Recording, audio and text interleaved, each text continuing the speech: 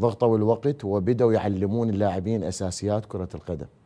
بالتالي واجهنا. احنا راح شاركنا بالبطوله وكلاعبين اساسيين ما عندهم. احسنت. لا احنا الفا كره القدم. سوينا بروفا في معسكر اربيل، سوينا بروفا لمباراه رسميه امام نفط ميسان، نشيد الوطني عزف ومحاضره في عمليه الحكام شلون تتعامل الحكم. لاعب مجا يعني جاي من الفرق الشعبيه يلعب، ودريس المنتخب ثقيل، منتخب شباب دريس المنتخب ثقيل على كل لاعب.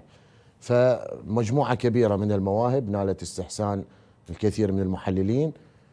كنا نأمل أنه في فترة الإعداد أن نذهب بعيدا في البطولة. قابلنا منتخب مصر، وأنا استغرب البعض المحللين يقول لك هذا منتخب الناشئين. هل تعلم حيدر أنه منتخب الشباب العراقي بكرة حيلتحقون به 8 لاعبين وحارس إلى منتخب الناشئين، لأن أعمارهم تسمح أن يمثل منتخب الناشئين من كابتن أحمد صلاح. كابتن أحمد صلاح.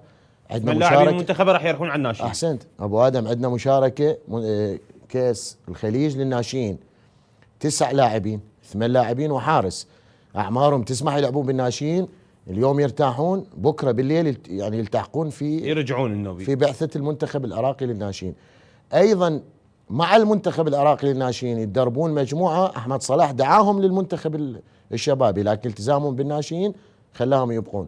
فانت تلعب هكذا اعمار مع منتخب مثل مصر معد منذ 2 رايح الكاس العالم، رايح معسكرات اوروبيه وافريقيه، تلعب مع منتخب مثل السعودية صاحب الأرض والجمهور معد من قبل 2 ومعسكراته كلها بتشيك وخارج يعني في أوروبا وخارج السعودية.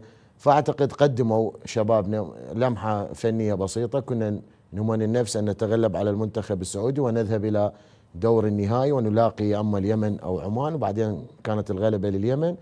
أنا قلت إذا أغلبنا السعودية نأخذ بطولة. اليمن فريق كبير، فريق أعمارهم وأجسامهم فارق بدني كبير بينه وبين لاعبينه. الحمد لله يعني القادم أفضل، أكو مشاركة قادمة للمنتخب الشبابي، ومن خلال متابعتك ومتابعة المحللين أعتقد أنه كرتنا العراقية ما زالت بخير، وعندنا طاقة شبابية من المدربين. يعني والله خاف أحكي يقولون أصدقاء يمدح بهم.